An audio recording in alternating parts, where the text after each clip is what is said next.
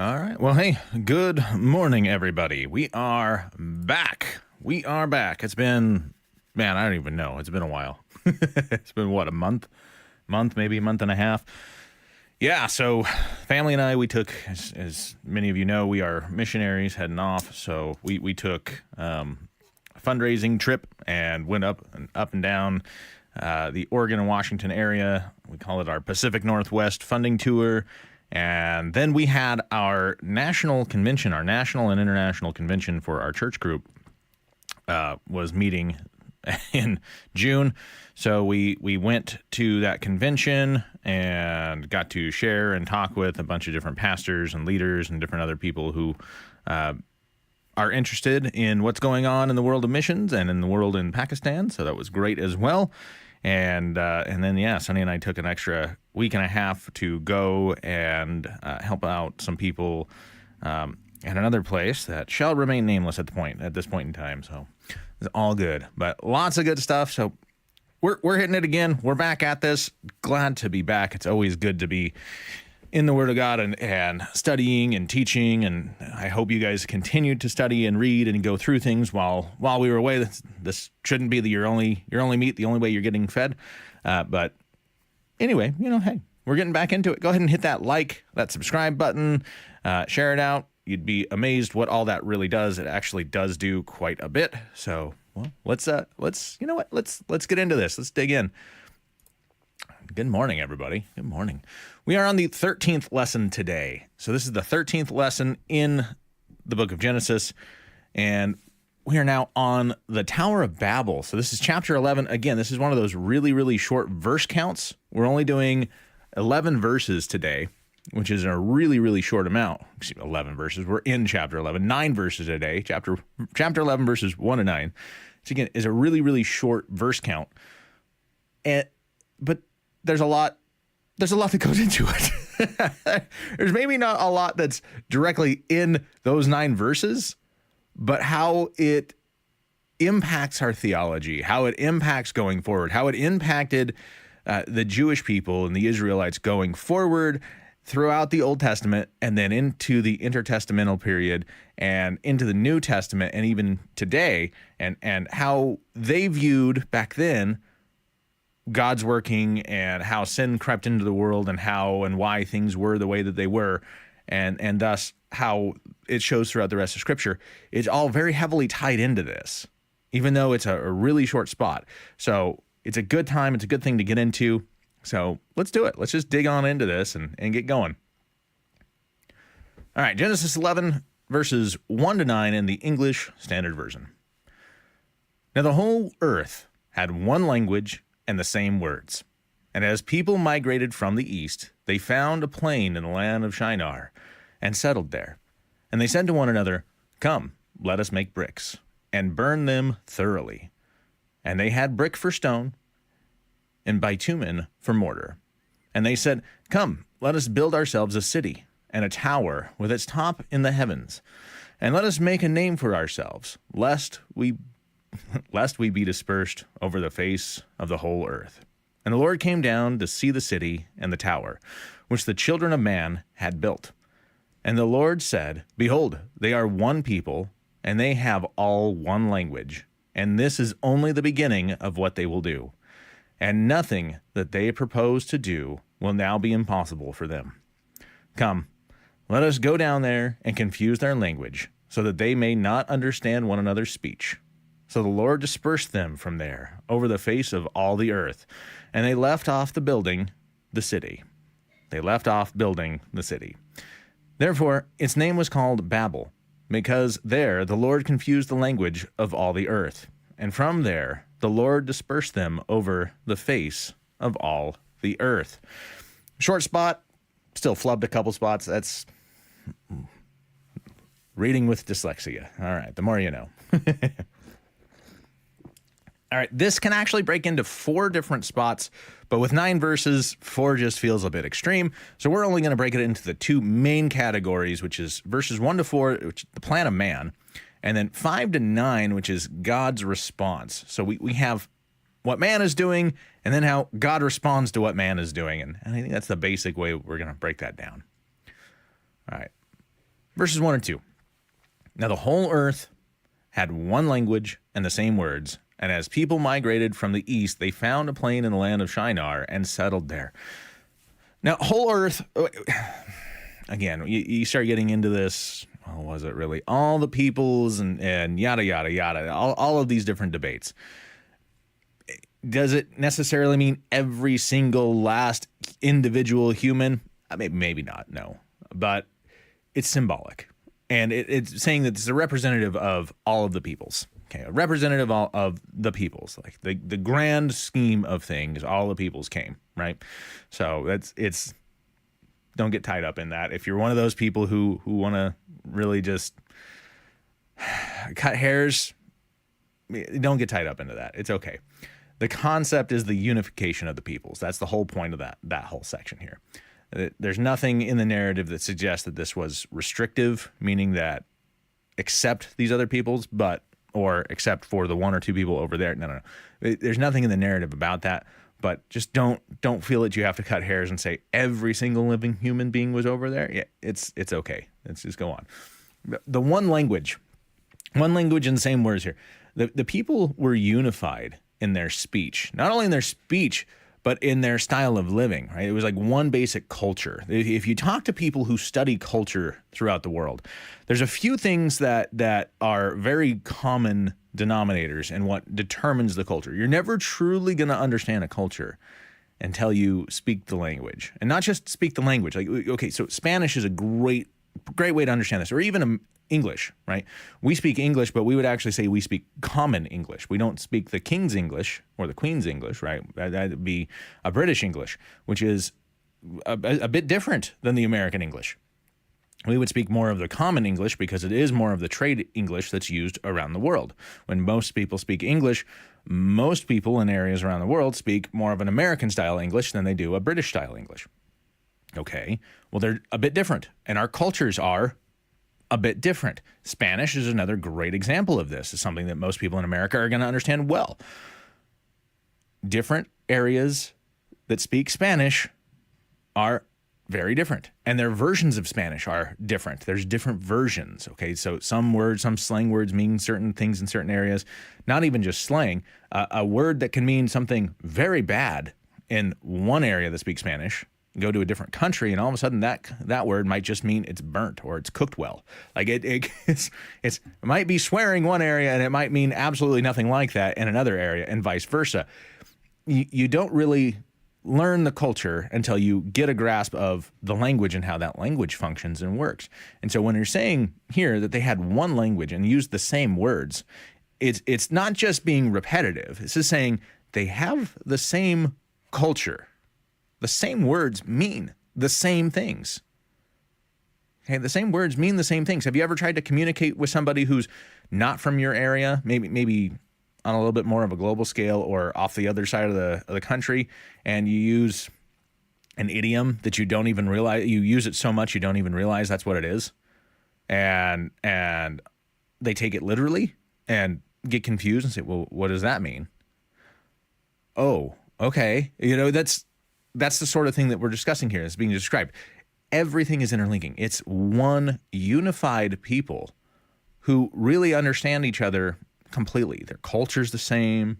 The language is the same. Their food's probably about the same, right? Which seems weird because if you go back to the last lesson, which we did, which I know it's been a little bit, but if you go back to the last lesson, we did the Table of Nations, and it talks about how they were all spread out and everything. Well, keep in mind, with the book of Genesis, it's really a multitude of different books that do different things.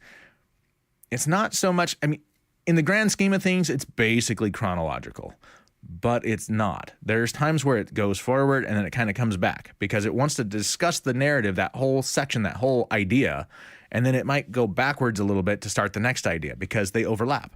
And so this concept brought out the Table of Nations. Well, the Table of Nations happens at the dispersal and after the Tower of Babel. So then he hits the Tower of Babel, it goes backwards slightly. And so at this point, it's a unified group of people, basically, all living the same way. Now, they migrated, if you notice here, they migrated from the east, which might sound like an unnecessary bit of information. They're migrating from the east into the land of Shinar, and they settled there. Okay, why do we need to know that they came from the east? It's just he's telling a story, and stories only make a lot of sense when you add those special little details, right? Every storyteller and every writer needs to add these special details in there so that it makes it feel real. Well, there's actually a little bit more to it than that. There's multiple different theologians out there, and there's a couple different commentaries. Unfortunately, I didn't write down which one it was, but this is Matthews, I believe, wrote this commentary. It pointed out this really interesting concept. If you go through the book of Genesis, eastbound, when people did stuff that was bad, okay, went against God, and God sent them out, and they were going against God and leaving that, they would leave godly direction and go somewhere else. It was always towards the east. And so when people had done bad things, they would go east. And so when they are migrating from the east, it's because they're trying to come back towards God, because east was the way that you went away from God, so they would keep trying to come back towards God. Okay, I know that seems a little weird, but it is a thing. Okay, now also the migrated here, they migrated in the Hebrew. The term here actually means to pull up stakes. So they're nomadic. Okay, you had the flood, and so this is post-diluvian, meaning after the flood, and they're a nomadic people.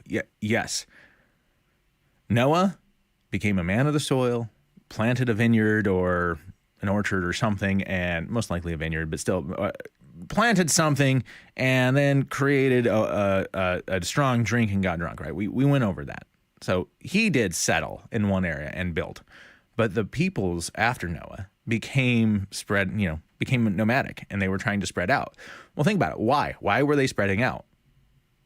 Well, because God renewed the command that he had given Adam and Eve to go and to fill all of the earth. That was God's command to Adam and Eve.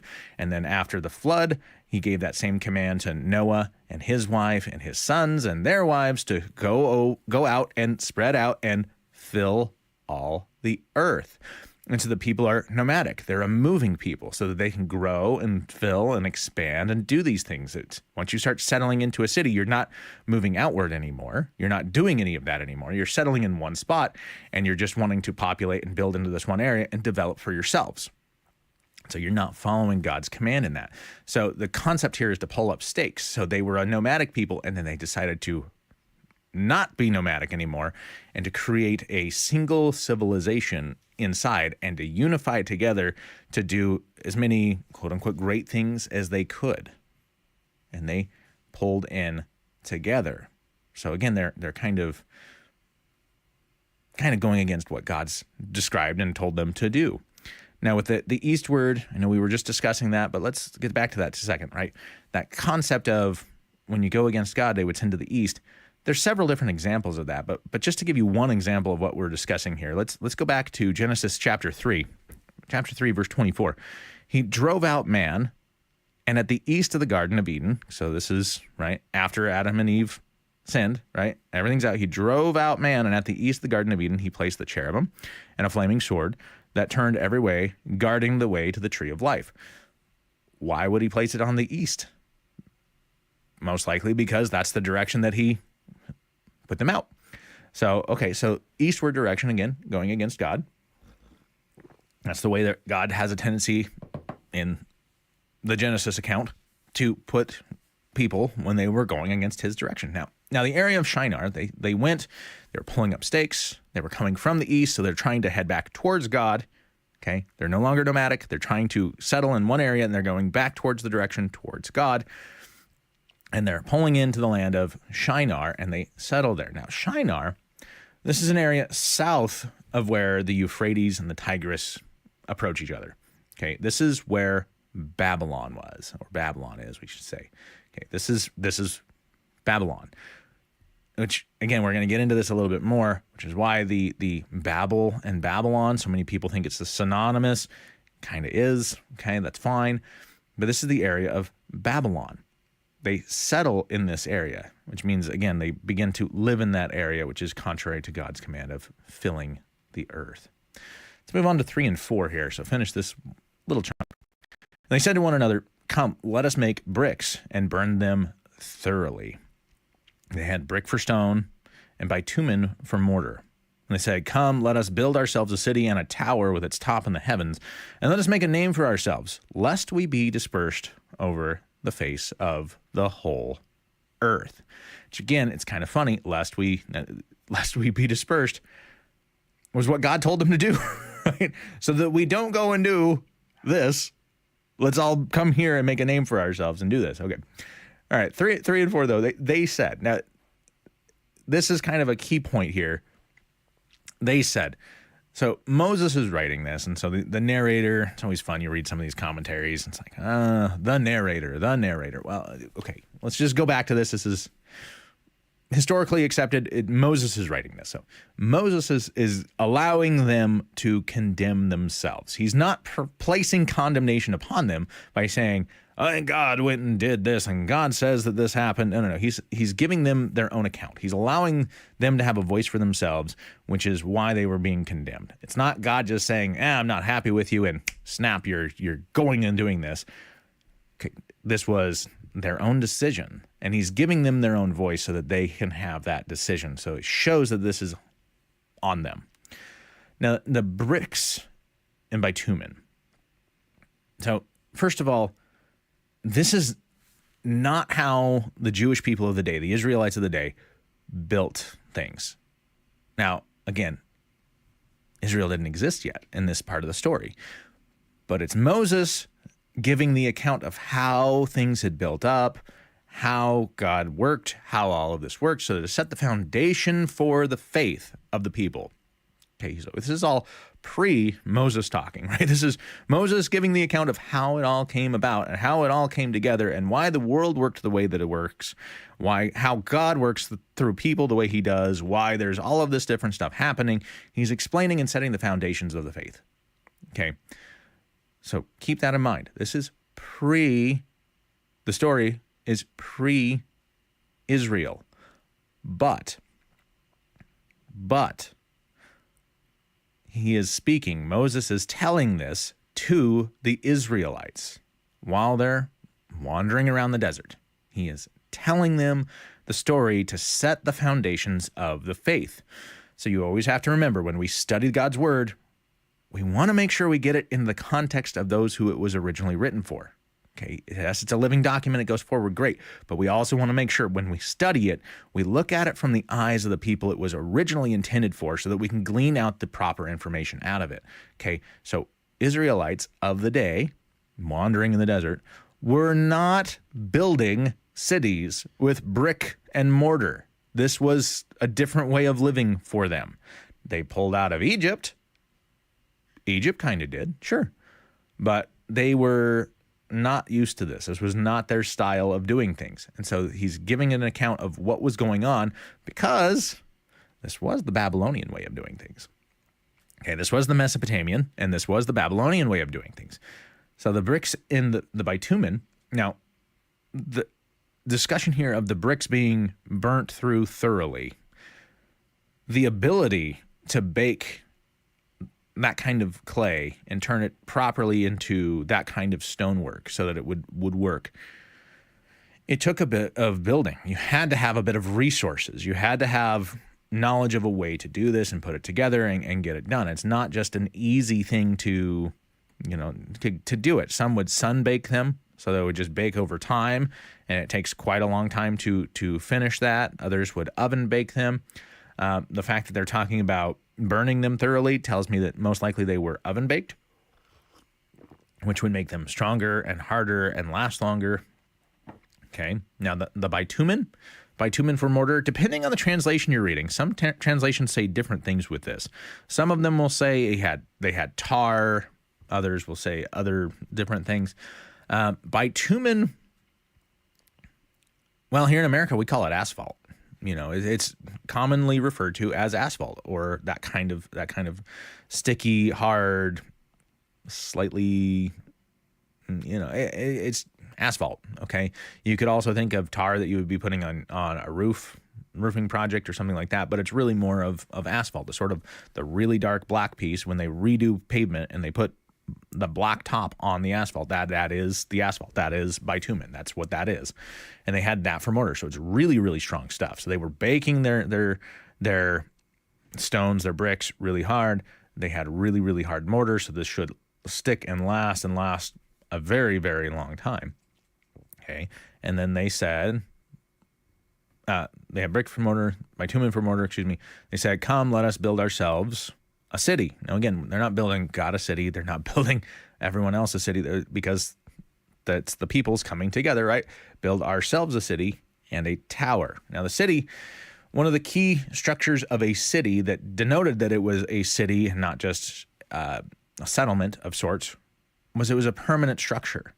Now, a permanent structure had walls of defense. Now, this is why some people would say, well, see, it wasn't everybody. And again, this doesn't necessarily need to include absolutely everyone. It was just saying that all of the people groups were represented here, right? All of the basics of the peoples are there. The vast majority have come together and they're doing this. And a city has a defense wall. It has a defense structure. And so it would have a wall around it historically. We don't have that situation anymore because we don't need it. And honestly, it doesn't make as much sense when you have aircraft and everything else and the type of artillery and things we have. Walls like that don't do as much. But for basic foot traffic, this is why if you get around a compound, you go to a developing country or a third world country, or even here in the U.S., best way is to keep people who are on foot out of an area that they're not supposed to be in. You put up a wall. You just do. So there you go. So that was just a normal thing. So they're building themselves a city, which would include the wall around it, so a defense structure, and a tower. Now, tower, this is one of those things with the ESV that is, for the term that is used here, that's a great translation.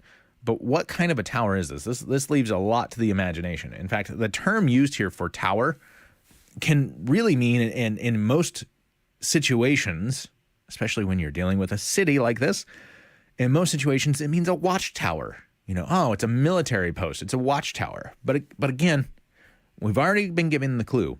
This is being built in Shinar, which is where Babylon is. Okay, so the people are going to have an idea, okay, this is most likely referring to Babylon. And the people will have heard stories and are aware there is this massive temple tower in Babylon or Babylonia. Okay, in Babylon, there's this giant temple tower. The term used for this is a ziggurat. And this is I think like Machu Picchu, right? You have the almost a pyramidal stepstone structure tower that goes up. Now, in some areas, these are huge. Like in the one in Babylon, it was described when you went through the Mesopotamian writings, it was described as touching the heavens, which we're going to see here in a little bit, right? It's described as being so tall that it touched the heavens. And in some areas throughout Mesopotamia where they would build these ziggurats, they would actually build them so large and so wide that not only were they just in the city, and most often they were in the center of the city and indistinguishable from the city. Like the city wasn't recognizable without it. But beyond that, some of them were actually so large that they fully encompassed the city. The city was built on the steps and on the sides because they would build it up and then there'd be a flat post and then they'd build it up again, step up, and then there'd be another flat area. And the city itself was literally built on the sides of these ziggurats, going up to the top where the temple area was, where it would be trying to call in and sometimes they would even try to capture their lowercase g gods and hold them and try to entice them. And it was a way to try to give the gods a way to come down to earth.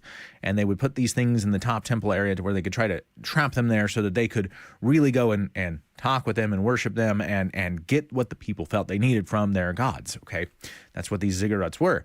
And so this tower is actually a representation, and it is a ziggurat, which, again, the Jews, the Israelites, didn't really have a term for.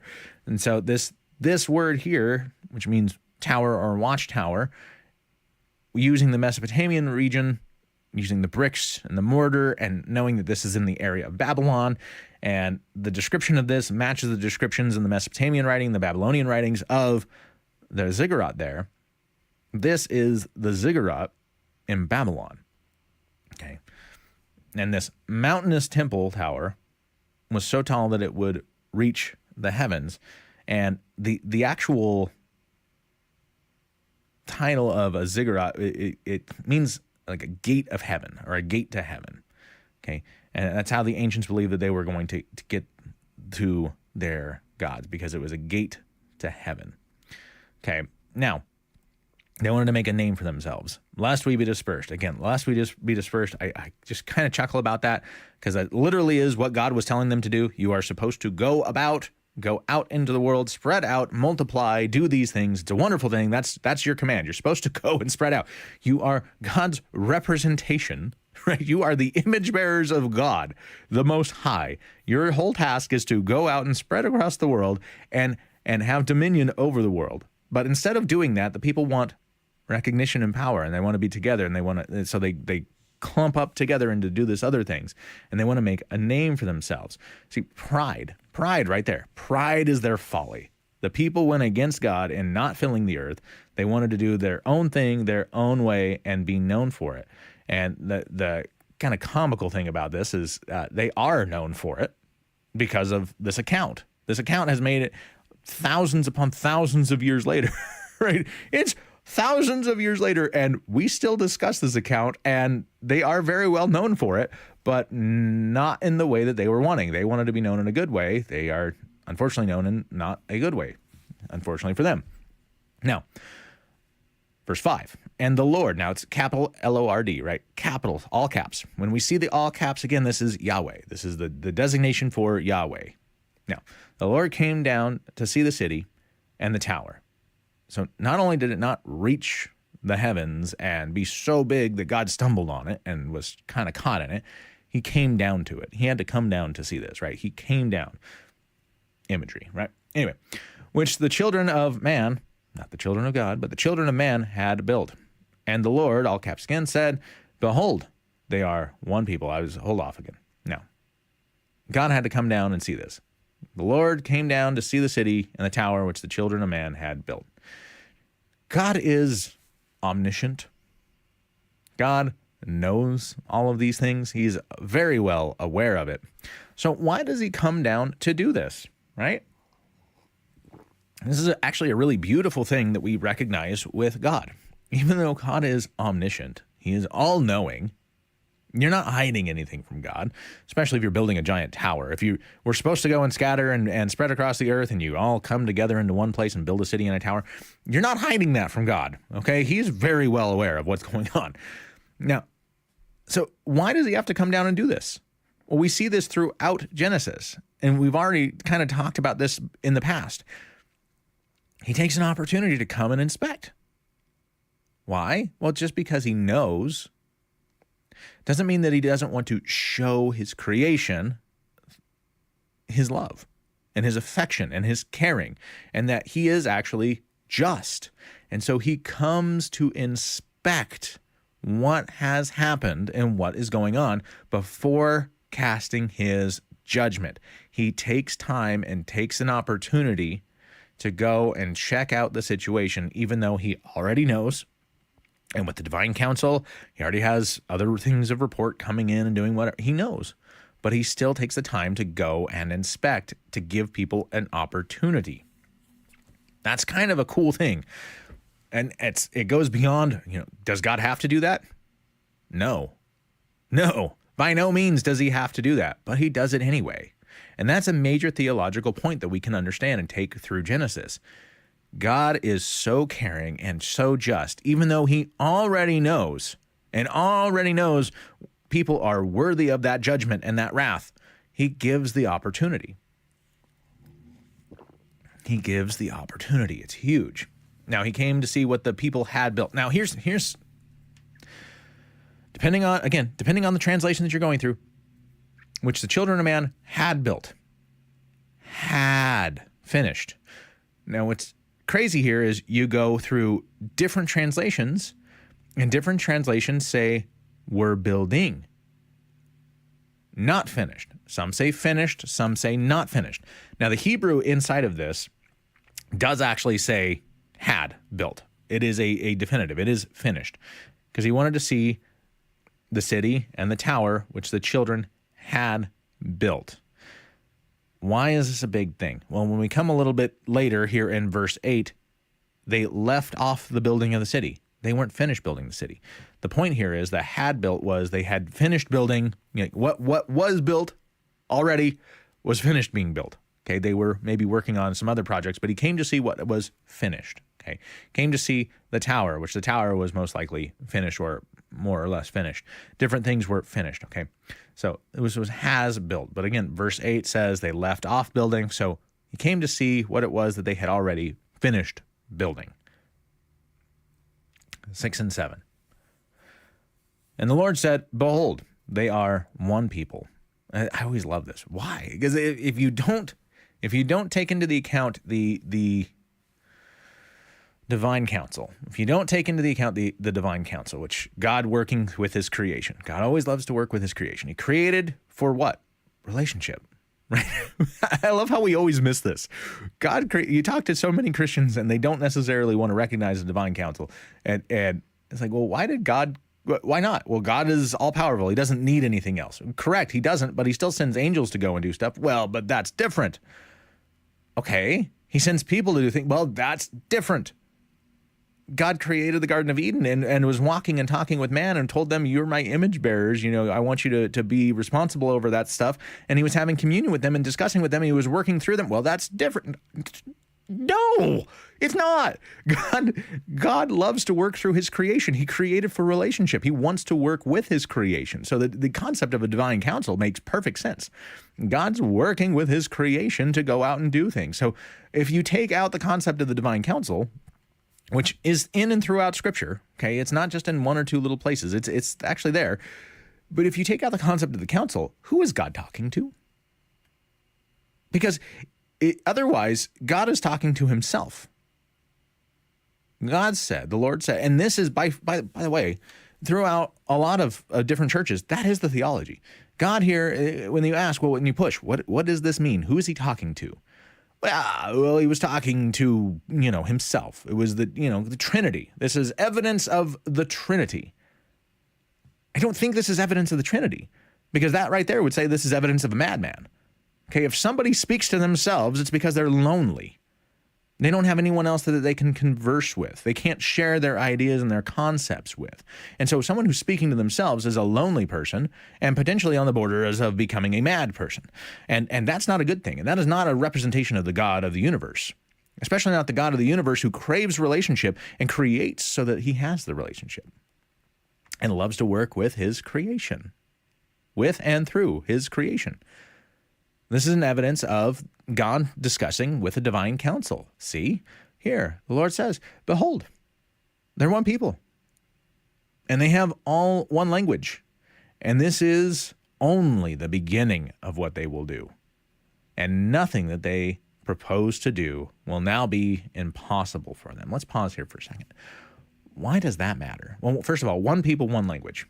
Okay, the people after the flood were commanded again to spread out and fill the earth. They weren't doing that. They were nomadic. Now they're not nomadic. They've come into one place. They're one language. They're unified. They've got one base culture. They're all working together. This is something that society there was seeing as good, but it was against what God had commanded for them to do, because again, people were meant to be the image bearers over the whole, and they're not going out into the whole. And so God sees this as bad because it's not what his plan is and not what his call was. Okay, so why does this matter? Nothing that they propose to do will be impossible for them. This is just the beginning.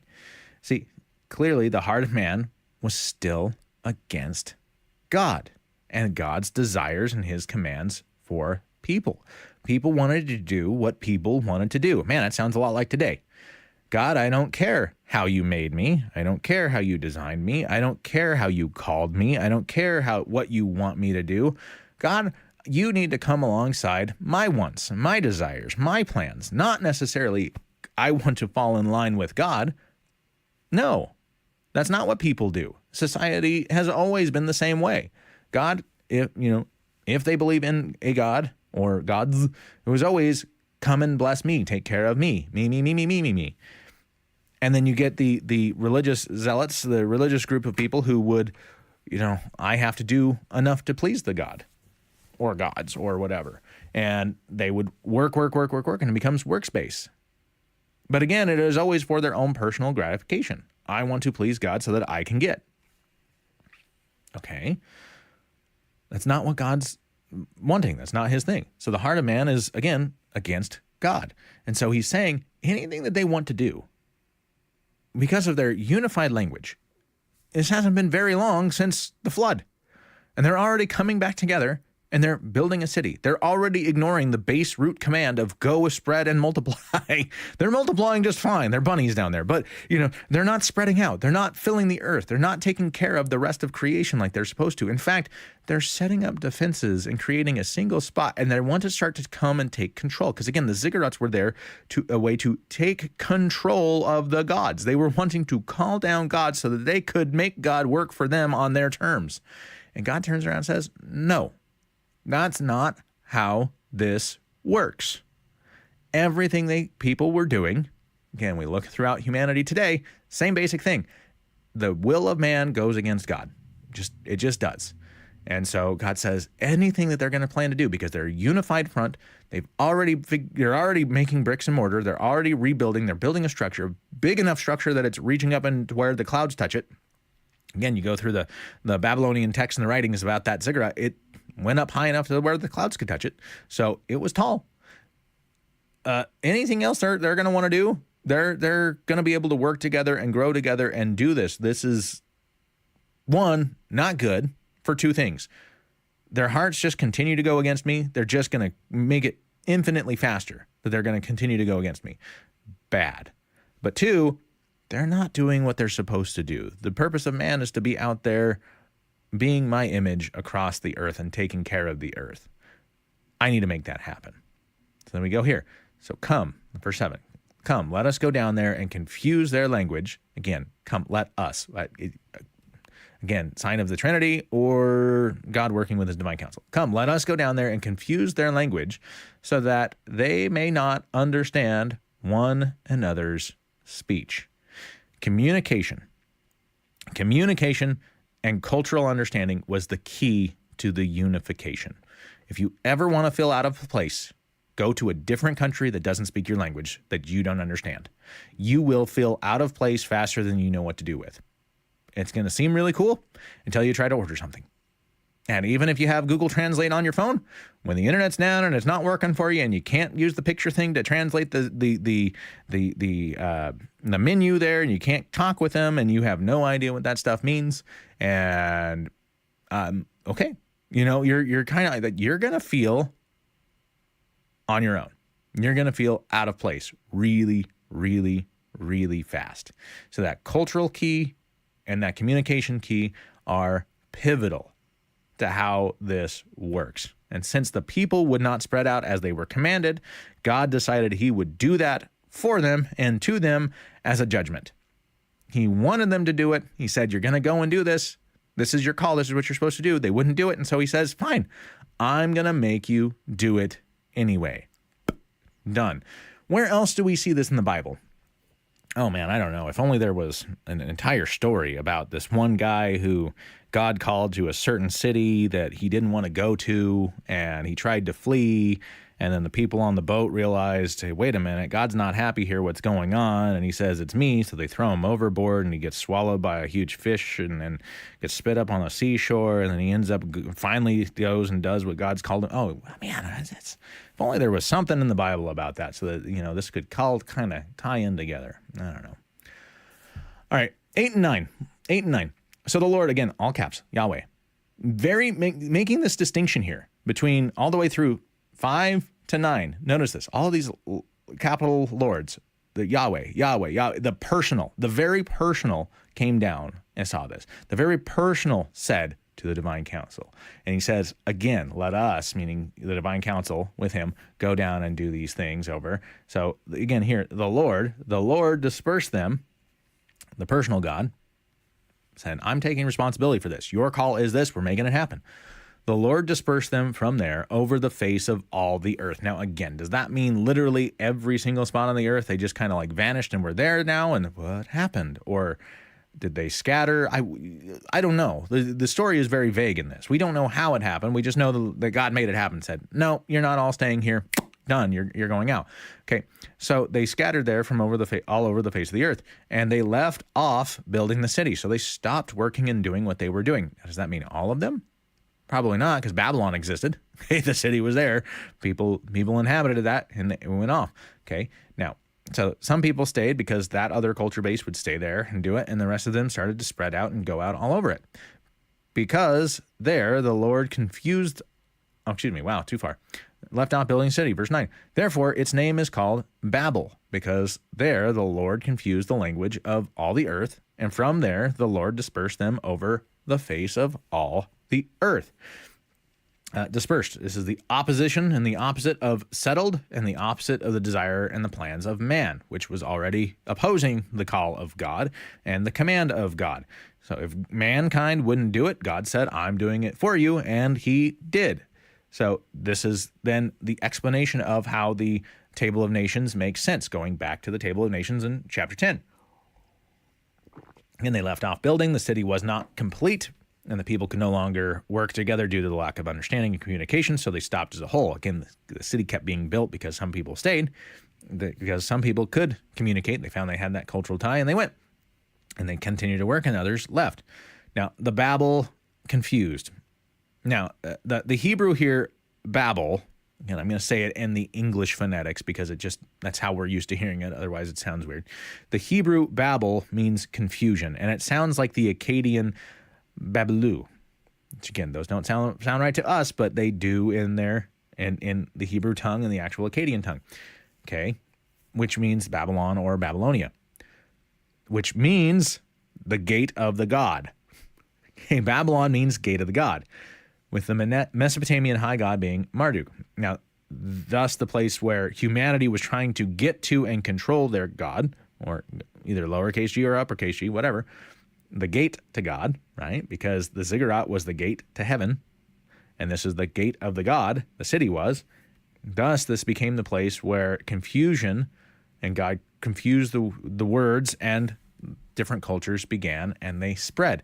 So where they were trying to create this great name for themselves as being the people who had the gate to God and the gate to heaven, and became the place of known as confusion, and the names sound alike. And so unfortunately for them, it changed what name they were trying to develop for themselves. Now, normally we would start out a section like this, and we would talk about what is the broad spectrum understanding of this up front, and then go into the scripture. I thought it made sense this time to go through the scripture and then get the broad sense, because this is a little bit of a different different piece, and we miss a lot of it in our Bible studies and what we do. Because if we're real, if we're going to talk real about this, when was the last time you discussed the Tower of Babel at church?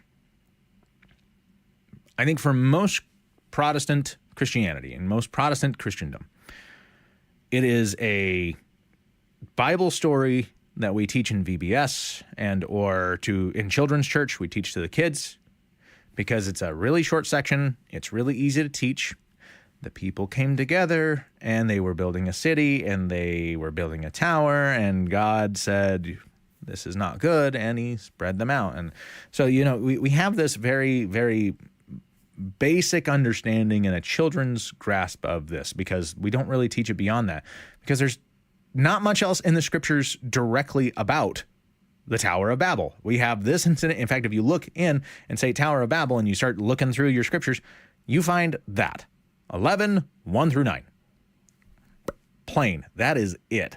And so we think it's really not a big deal. It doesn't really impact theology. It really doesn't impact my faith, my understanding in God, my understanding in Jesus. And so nobody takes it any further. Well, the problem with that is it actually heavily impacted the Israelites' understanding of theology.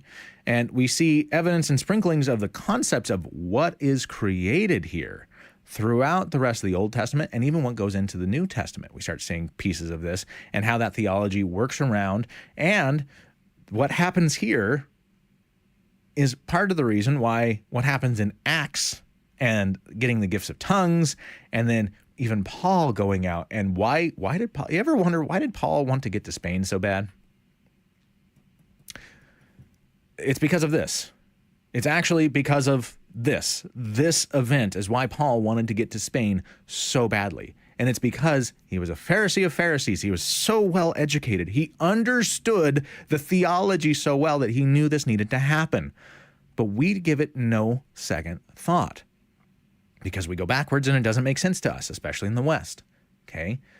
So let's take a few minutes and let's discuss this and the broader concept and the broader ideas of what's going on here and why is this actually a big deal?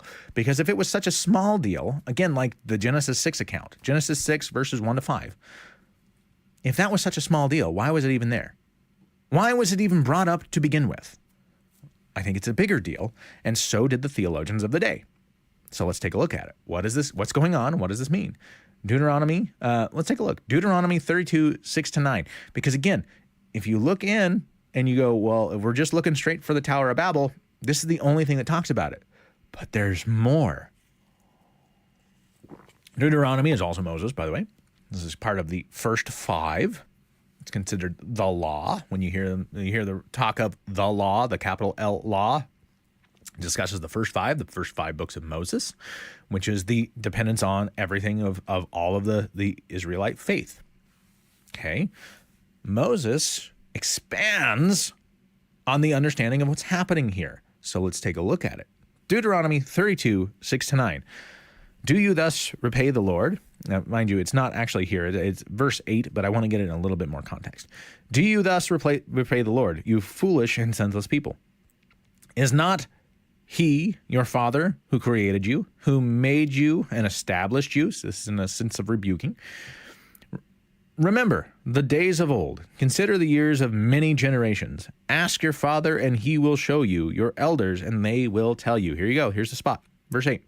When the Most High gave to the nations their inheritance, when he divided mankind, here's the addition, he fixed the borders of the peoples according to the numbers of the sons of God. But, verse 9, the Lord's portion is his people, Jacob his allotted heritage. So why does this matter, and why wasn't it talked about earlier here? Well, the Lord, his portion, his people, Jacob's allotted inheritance. Is Jacob around yet? Is Israel a thing yet? No, it's not. So it didn't make sense to talk about this in this portion of the narrative, this portion of the story. But he clarifies it and he describes more going here in Deuteronomy. When the Most High gave to the nations their inheritance, when he divided mankind, that's talking about the Tower of Babel. That's talking about this situation we just read. He fixed the borders of the peoples according to the numbers of the sons of God. Now, if you are reading a translation, if you have opened up your own Bible, and which I hope you do throughout these, if you're reading an older translation, this is where things get weird. I just need you to understand this concept. Older translations oftentimes use newer manuscripts, meaning they're not as old of manuscripts, because archaeologically we've found things that predate that stuff. And so some of the newer translations, such as the English Standard Version, the Christian Standard Bible, the CSB, the ESV, the CSB, they use the oldest found manuscripts. And why is that important? Because the older they are, the more likely they are to be closest to the original text. And we find it the same types of writing in different other writings around in that era as well. And so we've been able to correlate and do these things. So these other translations use the oldest found manuscripts, the closest to the original. And the closest to the original say, according to the numbers of the sons of God in verse 8. Your translation might say, according to the number of the sons of Israel. Well, we just discussed this. There's a problem with that. Israel did not exist at that point. In fact, what happens after this in Genesis? We start going over and we start to discuss Abram's story. We actually go through another line of lineage and how it gets to Abram, and then we start going over Abram, who is Abraham, and his story and how that becomes and how God chooses his people. Deuteronomy here is talking about the Lord's portion is his people, Jacob's allotted inheritance. We haven't even got to that part of the story yet in Genesis. It hasn't happened. So you can't discuss this part. So, but why does the sons of God versus the sons of Israel? Well, again, Israel doesn't exist. But who are the sons of God? The sons of God doesn't just mean people who follow God. Sons of God is a term found throughout the scriptures. This is B'nai Ha-Elohim. And B'nai Ha-Elohim is a term and a phrase for the divine counsel. The divine counsel. Okay, so when, this is why I'm saying the theology goes and it moves stuff off, okay? The divine counsel. So when God dispersed the people, he placed over them kind of placeholders to point back towards God. Because if they weren't going to follow him, because clearly they weren't, every chance he gave them, they kept going away and wanted to do their own thing and do all these other things other than follow God. And so he placed placeholders. He allowed the divine counsel to intercede, to be there, to point them towards God. And the divine counsel really kind of failed at this. They really, really failed at this. And they, again, developed pride and wanted them and had them start to worship themselves and was doing evil things to people. They were getting really frustrated with God. Again, I think the divine counsel, much like spirit entities, much like humanity, kind of have a similar concept. They want a certain thing, and they think they're necessarily doing good, but that good is not good in the long run, and it's not the right good. And so they would potentially get upset and frustrated with people, and they started working roughly and badly with the people, and then they started doing other things, and they kind of diverted and got away from God, and it started doing bad things. And if you want to have an idea of why I say some of this, read Psalm 82 on your own time. Psalm 82. Footnote that one, because that one, want to have a theological discussion. There you go. Have that one right there. Anyway, Luke also brings mention of the Tower of Babel incident in a little bit in Acts. Now, not the part of Acts where I discussed earlier where we're talking about the spreading out, okay? No, not the tongue falling and people getting the gift of the Spirit. This is a different portion of Acts. Let's look at Acts 17:26. Acts 17:26 says this, and he made from one man every nation of mankind. Wait a minute. One man, instantly you want to think Adam. True, I guess, in the long run.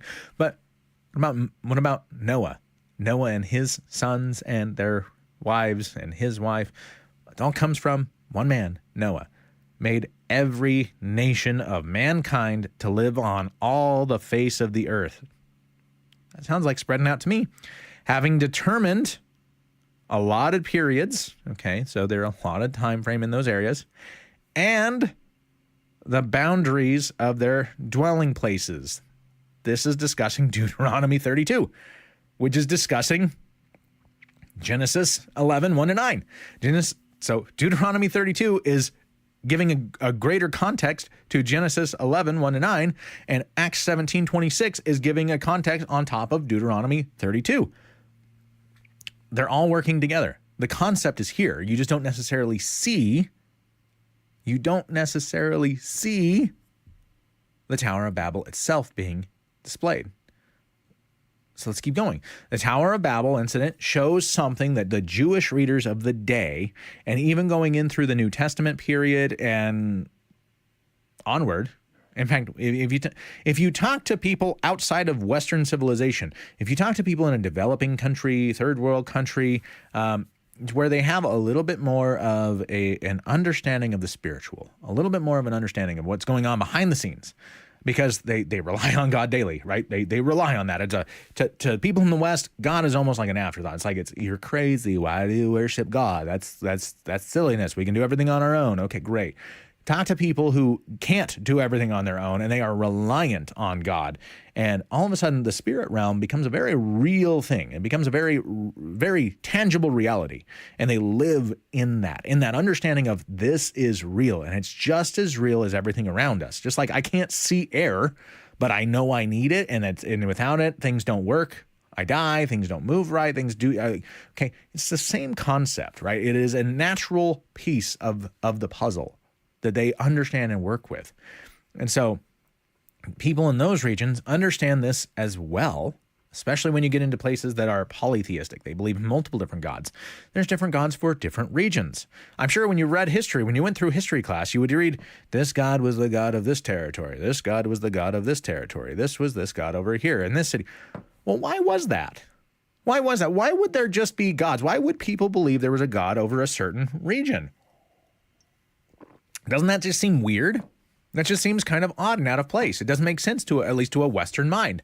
And it makes sense to everybody else. And so you get kind of that stock answer of, well, that's just the way it was because people were so ignorant in their day that they all just kind of developed their own little thing. And so, yeah, they all just had their own different gods. And you're like, oh, okay, it was just because people were stupid that stuff happened, right? That's how that works. And so you get into that mentality and it's really easy to just write it off. The Jewish understanding of the day going forward, and I hope that's something that you can glean from this, is a concept known as cosmic geography. Cosmic geography, okay?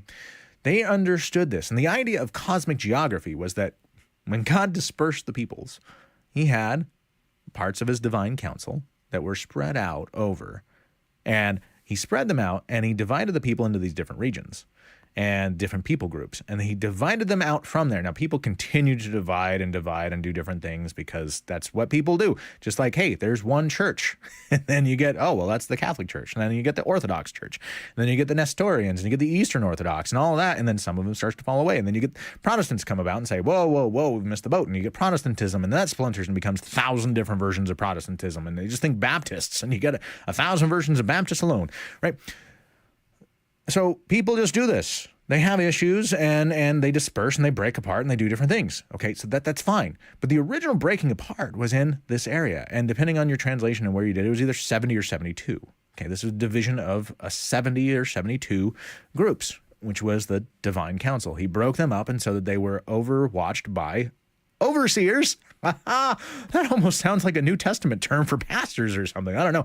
Overseers who were over these groups of people to help guide them and keep guiding them towards God, to point them back to the right direction. He was having somebody overseeing them to make sure that things were going okay. And then they failed. Kind of like people, they failed. You know, cosmic geography is that idea that these overseers were over certain regions and certain people groups, but they were kind of in this region. So it was like, this is your area because you're not everywhere at once like God is, because spirit creatures, spirit entities are not omnipresent like God. When you think the devil and you think Satan, he is not omnipresent. He is not everywhere at once. He isn't the actual physical devil, the actual real, rather one person entity devil is not attacking every single person. He has demons and stuff doing it. The enemy's doing it, sure, but he's not omnipresent. He's not everywhere at one time. He's not the one doing all of the different things. So just like with the divine council, they were broken up over regions, certain areas. They were to oversee and watch this and make sure that things were going okay and that they were pointing people back to God so that they could develop and do what God was asking them to do and then get it back into place. So that there was a regional coordinator or something like that to, however you want to do that. Okay, and that's why, so there were these different things. And then you had the demonic that would come in and then they would try and people would create false idols. And some of that was, behooved and part of the demonic and different things and yada, yada, yada. And it just fell apart and went down there. But there was a breaking up of 70 or 72, depending on the numbers and the way you do it. Again, weren't we discussing that with the Table of Nations? Yeah, we kind of were. And there was that breakup and did this, okay? And this concept, though, why does this concept matter? This concept matters because this right here, because the gods of the regions, they only had their powers because they only had authority to work in that region. This is why God working in Egypt was an amazing thing. This is why God going and defeating the Babylonian god and gods was a major thing. This is why the God of the Bible, the Jewish God, the Christian God, doing all these things is such an amazing thing, because he transcends the borders and the boundaries because he created them. He doesn't need the boundaries. He doesn't need the borders. He created them. So he doesn't need that. This is why it was such a big deal to have the God, the great I am, who was able to do things anywhere and everywhere, because he created the borders. He doesn't need to work within them. That's not his thing. Great example. Now, some of you are saying, Drew, you're reading into this way too much. Okay, let me give you a little taste. Hope you guys have a few more minutes here. I'll give you a little taste. Let's take a look at the story of Naaman. Naaman. You guys familiar with Naaman? Okay, Naaman was a general, and he had leprosy, and he went and he said, "Hey, I don't want leprosy anymore." And they said, "Hey, well, go and talk to the prophet of Israel, and he seems to have like this way and this thing. So see if he's got something to say for him." And says, "Yeah, dunk yourself in the Jordan 7 times, and you'll be fine. You'll be healed." Naaman was ticked off. He's like, "That's just stupid. I can go dunk myself in whatever river I want. There's nothing special about that muddy pond. I don't need that." And so here, first, 2 Kings 5:11 to 19. 19a. We're not going to do the last part. Anyway. But Naaman was angry, and he went away saying, "Behold, I thought that he would surely come out to me and stand and call upon the name of the Lord his God and wave his hand over the place and cure the leper. Are not Abana and Pharpar, the rivers of Damascus, better than the waters of Israel? Could I not wash in them and be clean?" So he turned away and went away in rage. But his servants came near and said to him, "My father, what? It is a great word that the prophet has spoken to you. Will you not do it? He actually said to you, has he actually said to you, wash and be clean?" Like, hello? Who cares what water it's in? If he says dunk in that water, this is an amazing thing. Won't you at least give it a shot? Verse 14, so he went down and dipped himself 7 times in the Jordan, according to the word of the man of God, and his flesh was restored like the flesh of a little child, and he was clean. And he returned to the man of God. Okay, now we're going to skip a little bit. Verse 17, then Naaman said, because he was trying to say, let me pay you, and says, no, I'm not going to take your money. I don't want your money. That's not what this was for. Just go. Then Naaman said, if not, please let there be given to your servant 2 mule loads of earth. He wants soil. He's not, now, you won't take my money. Would you at least give me some of the dirt? Sounds really weird. Mule loads of earth. For from now on, your servant will not offer burnt offerings or sacrifice to any god but the Lord. Why would you want dirt to offer sacrifices to God?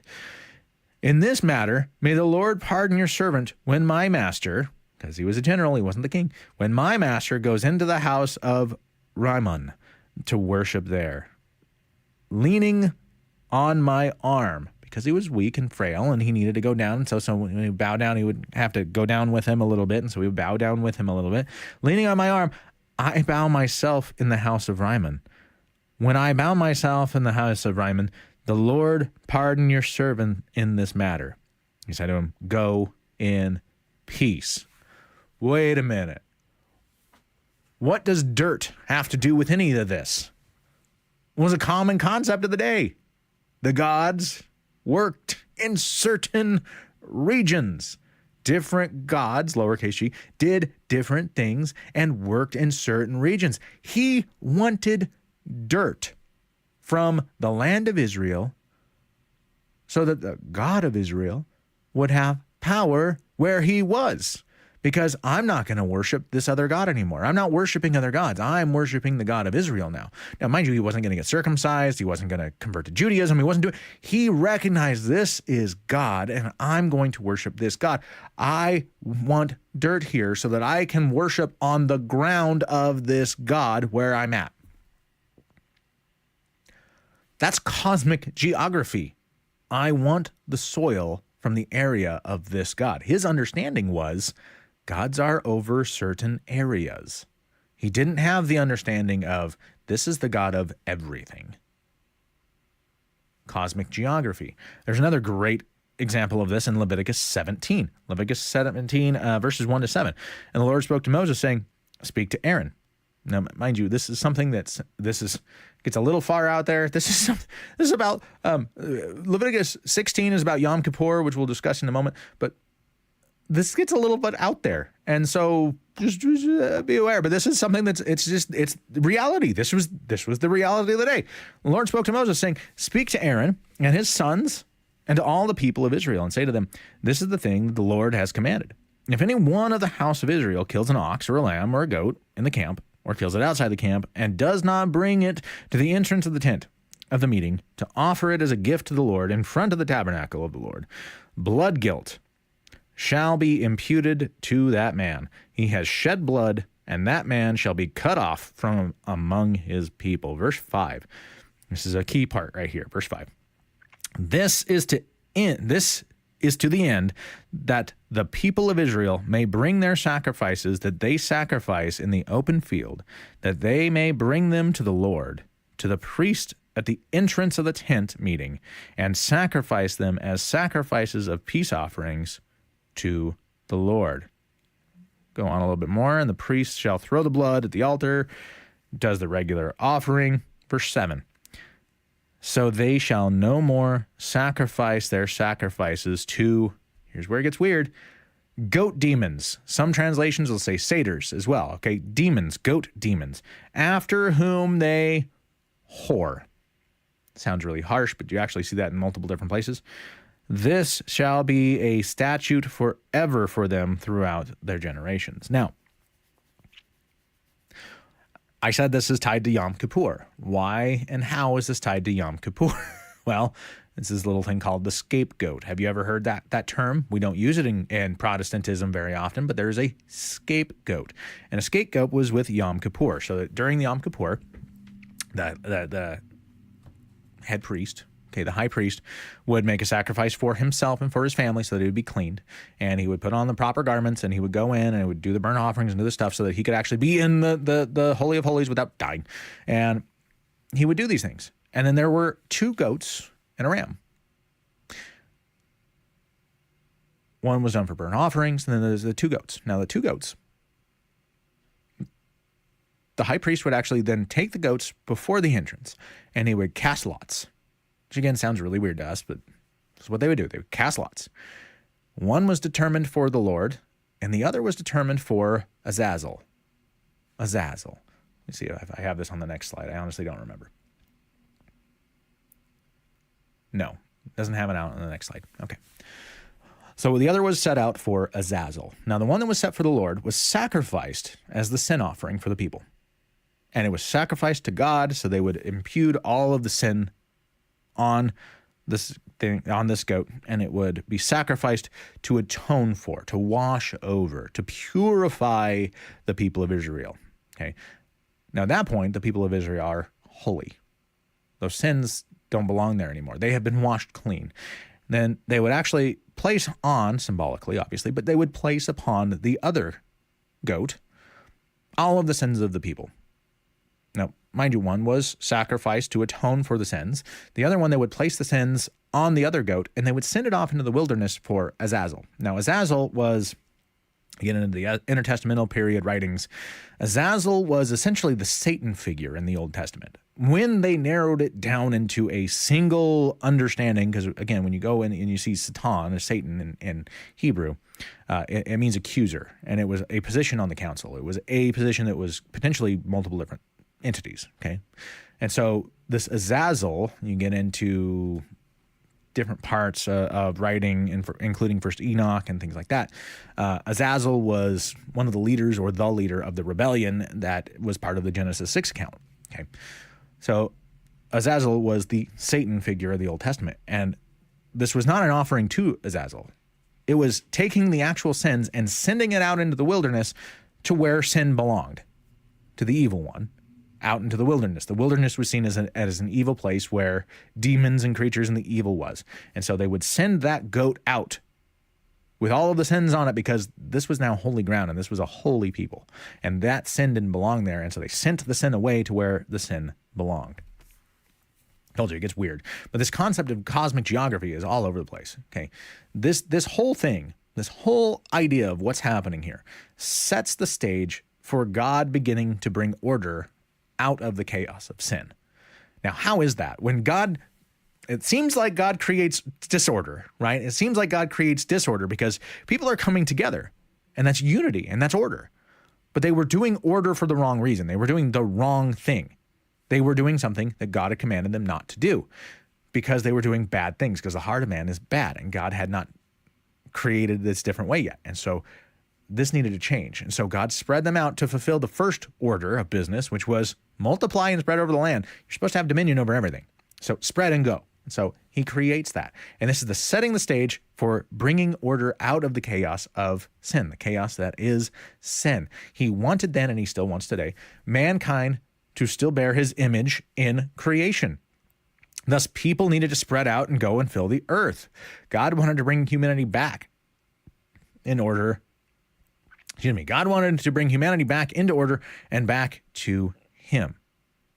This was his plan. Now we have things created, okay? Let's go down the order of what's happened so far. Things have been created. Sin enters the world, and the world falls apart due to supernatural interference. The biblical reset, aka the flood, happens. People were growing in numbers again after the flood, and people wanting to come together and gain control of God and everything else. Thus the Tower of Babel.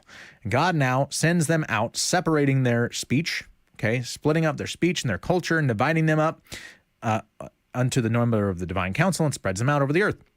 Now, God will have a chosen people of his own, and one that the salvation will come through. And we're going to see that coming forward. Okay, so what do we take away from this? Told you, I needed a few more minutes. Okay, after the fall, man's way is continually going against God. It just is. That's just the way it is. Adam and Eve chose to listen to the serpent. The daughters of man fell to the sons of God, and the reset of the story happened. And again, the people gathered here instead of spreading out and tried to gain power and control over God's command. Okay. Regardless of the plans of man, God is still in control. God allows people to do as they will, but he is not afraid to intervene when he deems it necessary. God does step in when he deems it necessary. Not necessarily when we think it's deemed necessary, but when he deems it necessary. Now we see the beginning of cosmic geography, this understanding of cosmic geography, where different lowercase g gods are over different people in different areas. But the true God, the one God, because again, we get the schema, the entire idea of the Bible all the way through it is there's really one God. There are not separate gods. There is but one who created everything. Anything else is not a real God. There is no real God other than God. Okay, so that lowercase g is there are different entities believed that are over these things, okay? But the true God is over all. There is no other God but the God of the Bible. And finally, when the spiritual enemy thinks they have all but won on the human front, God takes what they meant for evil and turns it for good. Hold strong in the face of evil. God is in control, and trust and have faith in him and in what he is doing. Father God, thank you so much for today. Thank you for your word. Thank you for this wonderful group of people who comes together to study together, to learn what it is that you have said throughout your word together so that we can grow, so that we can be better servants of yours, we can be better people of yours, better sons and daughters of yours, so that we can go out into the communities where you have us, so that we can make an impact and a difference in other people's lives, so that we can be your image bearers throughout creation. God, I just ask that you shine your favor upon us, that you give us calls and words of wisdom so that we know what we're doing, God, and put us in the proper positions and the proper times and to do what it is that you're calling us to do, and give us the strength and the courage necessary to fulfill the task that you're calling each and every one of us to do, whether that's small or big, even if the small things feel huge and if the huge things feel small. God, just be with us and be with your people and shine your light out there. We ask this in your son, Jesus' name. Amen. Well, I thank you guys so much. Glad you are here. Hope you got something out of this. Again, small section, lots of stuff. All right, we will talk to you guys next time. God bless and bye-bye.